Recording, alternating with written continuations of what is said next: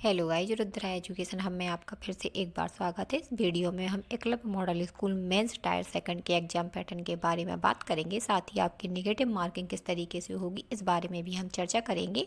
तो इस वीडियो में आप अंत तक बने रहें ताकि आपको कोई भी अगर डाउट है तो वो आपके सारे डाउट क्लियर हो सकें।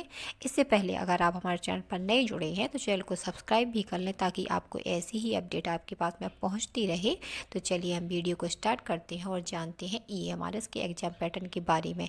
इस वीडियो में हम डिस्कस करेंगे खासकर पीजीटी और टीजीटी का जो एग्जाम पैटर्न आपका रखा गया है क्लब मॉडल स्कूल द्वारा, तो वो पैटर्न आपका किस तरीके का होगा इस बारे में हम बात करेंगे। तो चलिए वीडियो में हम आगे बढ़ते हैं। तो जैसा कि आप सामने देख पा रहे हैं, club model school tyre second exam pattern PGT और टीजीटी पोस्ट के बारे में हम बात कर रहे हैं। अगर आप प्रिंसिपल की पोस्ट के एग्जाम पैटर्न के बारे में भी चाहते हैं तो आप हमें कमेंट बॉक्स में कमेंट करें।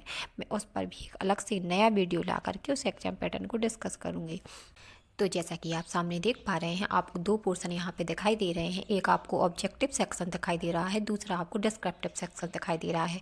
तो आपका ऑब्जेक्टिव और डिस्क्रिप्टिव सेक्शन क्या है इस बारे में हम डिस्कस करते हैं। तो जो आपके जो EMRS का एग्जाम पैटर्न होगा उसमें आपको दो टाइप के सेक्शन दिखाई देंगे। एक आपका MCQ होगा जिसमें केवल आपको MCQ देखने को मिलेंगे, वह आपका ऑब्जेक्टिव सेक्शन होगा। और दूसरा आपके क्वेश्चन पूछे जाएंगे जिसको आपको राइट करना है, राइटिंग करके लिखना है आपको, तो वो आपका डिस्क्रिप्टिव पोर्शन कहलाएगा।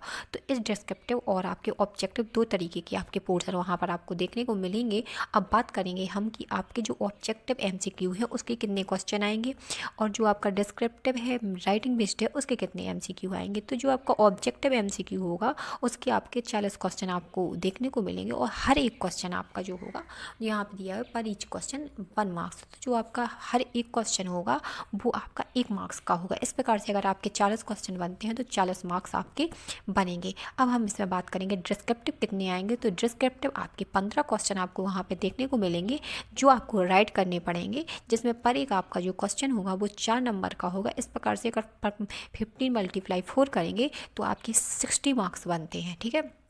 तो जो आपका पेपर होगा टोटल 100 मार्क्स का होगा, जिसमें आपके MCQ वाला पोर्शन 40 नंबर का रहेगा और जो डिस्क्रिप्टिव राइटिंग बेस्ड रहेगा वो आपका 60 नंबर का रहेगा। ठीक है।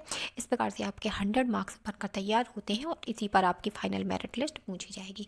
अब हम इसमें बात करते हैं कि आपका पेपर कितने टाइम का होगा। तो टाइम ड्यूरेशन की अगर हम इसमें बात करते हैं तो आपका जो पेपर होगा वो 3 घंटे का होगा। चाहे TGT पोस्ट के लिए हो चाहे PGT पोस्ट के लिए, दोनों के लिए आपकी सेम ड्यूरेशन रखी गई है और आपकी 3 घंटे में आपका पेपर कराया जाएगा। अब हम बात करते हैं टोटल मार्क्स के बारे में। तो मैं आपको पहले ही बता चुकी हूँ कि आपका जो टोटल मार्क्स है वो आपका 100 मार्क्स का आपका पेपर होगा, PGT और TGT वाले दोनों का। ठीक है। इसके आगे हम बात करेंगे, हम नेगेटिव मार्किंग को डिस्कस करेंगे। तो नेगेटिव मार्किंग के लिए आप जैसा कि देख पा रहे हैं यहाँ पे आपको दिख रहा है final merit tyre second 100 marks.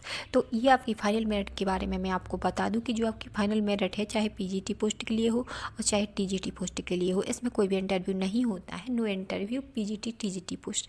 तो आपका इंटरव्यू इसमें नहीं होता है ताकि उसके मार्क्स जोड़े जाएँ। केवल आपका जो टायर सेकंड का एग्जाम होगा वो आपका 100 नंबर का होगा, उसी पर आपकी कट ऑफ बनेगी, उसी पर आपकी फाइनल मेरिट होगी, उसी से आपका फाइनल सिलेक्शन भी हो जाएगा। ठीक है। तो आपका कोई भी यहाँ पे इंटरव्यू नहीं रखा जाता है। हालांकि जो प्रिंसिपल की पोस्ट होती है उसमें आपका इंटरव्यू रखा जाता है, तो जिसमें से 80 नंबर का आपका एग्जाम होता है और 20 नंबर का आपका इंटरव्यू रखा जाता है और दोनों को मिलाकर के आपकी फाइनल मेरिट में बनती है। परंतु इसमें ऐसा नहीं होता है, इसमें आपके जो नंबर आते हैं उसी पर फाइनल मेरिट लिस्ट बनती है। अब हम आगे बढ़ते हैं कि आपकी जो मीडियम लैंग्वेज क्या होनी चाहिए, साथ में नेगेटिव मार्किंग को भी हम डिस्कस करेंगे। तो चलिए थोड़ा आगे बढ़ते हैं।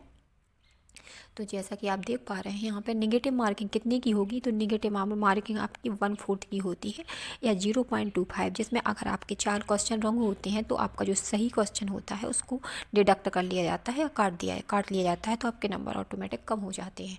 तो ये आपके नेगेटिव मार्किंग 1/4 की रखी जाएगी। अब हम बात करेंगे कि आपका कौन सा मीडियम, आपको हिंदी में या इंग्लिश में, किस में आपको डिस्क्रिप्टिव लिखना पड़ेगा। तो उसमें आपको कोई भी इशू नहीं है। अगर आप हिंदी मीडियम से हैं तो आप हिंदी मीडियम में डिस्क्रिप्टिव राइटिंग कर सकते हैं। और अगर आप इंग्लिश मीडियम से हैं तो आप इंग्लिश में कर सकते हैं, जिसमें भी आप कंफर्टेबल रहते हैं आप उसमें एग्ज़ाम दे सकते हैं, इसका कोई इशू नहीं है। ठीक है, तो मैंने हर एक चीज़ को डिस्कस कर दिया, एग्जाम पैटर्न को बहुत बेहतर तरीके से भी बता दिया है। अगर आप इसी तरीके से प्रिंसिपल का एग्जाम पैटर्न जानना चाहते हैं तो हमें कमेंट बॉक्स में कमेंट करें, तो मैं एक नया वीडियो बना करके आपको फिर से एग्जाम पैटर्न को डिस्कस कर दूँगी।